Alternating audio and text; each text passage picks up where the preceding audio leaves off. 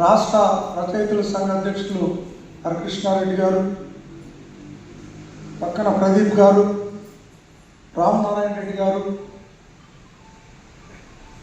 అశ్వత్ నారాయణ రెడ్డి గారు, హర్కానంద రెడ్డి గారు, చంద్రశేఖర్ గారు,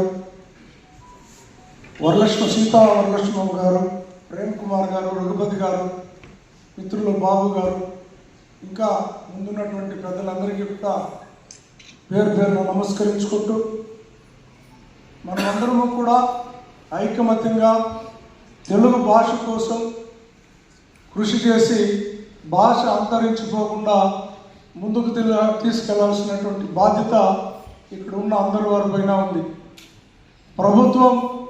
ప్రభుత్వ బడుల్లో తెలుగు మాంద్యాన్ని పూర్తి స్థాయిలో 10వ తరగతి వరకు నడుపుతున్నారు. ప్రైవేట్ పాఠశాలల్లో అయితే 4వ తరగతి వరకు నిర్దిష్టమైనటువంటి తెలుగు భాషని ఆమోదించే విధంగా ఒక చట్టం ఉంది. ఆ చట్టాన్ని కూడా పూర్తి స్థాయిలో 10వ తరగతి వరకు తెలుగు భాష ప్లస్ ఇంకా ఇతర భాషలు ఏవైనా కానీ నేర్చుకునే దానికి వెసులుబాటు కల్పిస్తూ ప్రభుత్వం కూడా చొరవ చూపాల్సినటువంటి అవసరం ఉంది. మనం చూస్తున్నాం, తెలుగు భాష ఒక్కటే, మనం తెలుగులో గడ్డపై పుట్టాం కాబట్టి తెలుగు భాష పైన మమకారం ఉండటం సహజం.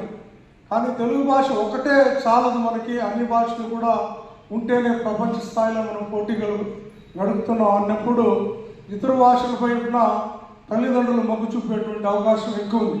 కానీ పెద్దలు ఇప్పుడు రత్నక్క చెప్పినట్టు ఇంట్లో అయినా కనీసం ఆ తల్లి తండ్రి ఆ బిడ్డకు చక్కనైన తెలుగులో మాట్లాడుతూ చక్కనైన తెలుగు నేర్పుతూ ముందుకు పోతే తెలుగు భాష అంతరించిపోకుండా ఎప్పటికీ సజీవంగానే ఉంటుందనేది అభిప్రాయంగా నేను వ్యక్తం చేస్తున్నాను.